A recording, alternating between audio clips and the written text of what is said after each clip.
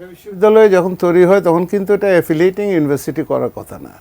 1992 আগে জাতীয় বিশ্ববিদ্যালয় প্রতিষ্ঠার আগে সেটা কিন্তু বরিশাল বিভাগ এবং ঢাকার সমস্ত কলেজগুলোতে দেখা গেলো যে অ্যাফিলিয়েটিং ইউনিভার্সিটি ছিল।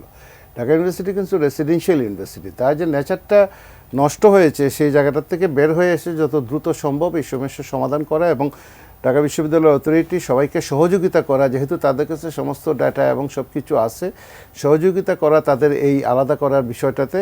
আর দুই নম্বর যে কথাটা বলছেন আপনি, যে আমাদের শিক্ষার গুণগত মান কারিকুলাম বলেন, মনিটরিং বলেন, কলেজগুলোর মনিটরিং বলেন, এগুলো খুবই ভয়াবহ অবস্থা। এই কারিকুলাম দিয়ে সে পাবলিক ইউনিভার্সিটি হোক আর জাতীয় বিশ্ববিদ্যালয় তো 70% হায়ার এডুকেশন কন্ট্রোল করে এদেশের। এই সিলেবাস দিয়ে হবে না, এই মান্ধাতা আমলের সিলেবাস দিয়ে আপনি ওই বিদেশিদের দূরের কথা, ফোর্থ ইন্ডাস্ট্রিয়াল রেভলিউশন দূরের কথা, দেশেই কোনো কাজে আসবে না। এই জন্য আমরা জাতীয় বিশ্ববিদ্যালয়ের কারিকুলাম এবং সিলেবাসে আমরা সংস্কারে হাত দিয়েছি। কোভিড ভেরি সুন শুরু হয়েছে।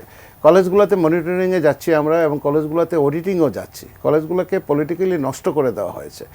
খুবই দুঃখের বিষয়, যাদেরকে ভালো ভালো মানুষ মনে করে সমাজে, যাদেরকে দিচ্ছি আমরা গভর্নিং বডিতে, তারাও দেখা যাচ্ছে আস্তে আস্তে স্রোতের সঙ্গে মিশে যাচ্ছেন। এই জন্য আমাদের একটা মেসেজ হলো যে কারিকুলাম এই যেটা আছে জাতীয় বিশ্ববিদ্যালয়ে সেটা আমরা সংস্কার করব। এদেশের শিক্ষা ব্যবস্থার সংস্কার মানে প্রাথমিক শিক্ষার সংস্কার এবং জাতীয় বিশ্ববিদ্যালয়ের সংস্কার। আমরা বারবার বলছি, কারণ 70% শিক্ষা ব্যবস্থা তাদের হাতে। আর প্রাথমিক শিক্ষায় যদি আপনি এই সংস্কারটা না আনেন, একটা লোককে 13তম গ্রেডে রেখে আপনি 1000 টাকা বাড়ি ভাড়া দিয়ে আপনি থার্ড ক্লাস পজিশনে রেখে ফার্স্ট ক্লাস সিটিজেন বানাবেন, ওরা বলছে এই জায়গাগুলো কিন্তু একটা রিভিউ করার সময় এসেছে। একনল হ্যান্ড ওয়াশ 100% প্যারাবেন ফ্রি, তাই নিরাপদ হাতের জন্য আস্থা রাখুন একনলে। আর এই যত্রতত্র অনার্স মাস্টার স্কুলে দিয়ে আমি এমপিও টেমপিও, এই যে আজকে যে সমস্যা, এগুলো সমাধানের জন্য একটা শিক্ষা সংস্কার কমিশন যত দ্রুত সম্ভব করা দরকার।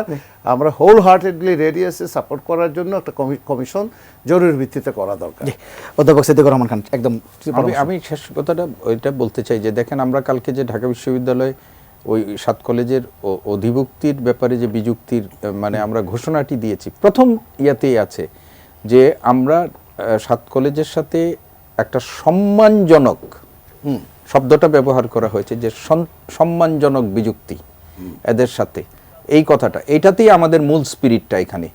যে জাতীয় বিশ্ববিদ্যালয় আমাদের 7টা কলেজ আমাদের সাথে এখানে ছিল, তাদের সাথে তাদের ঢাকা বিশ্ববিদ্যালয়ের ব্যাপারে অনেক অভিযোগ আছে।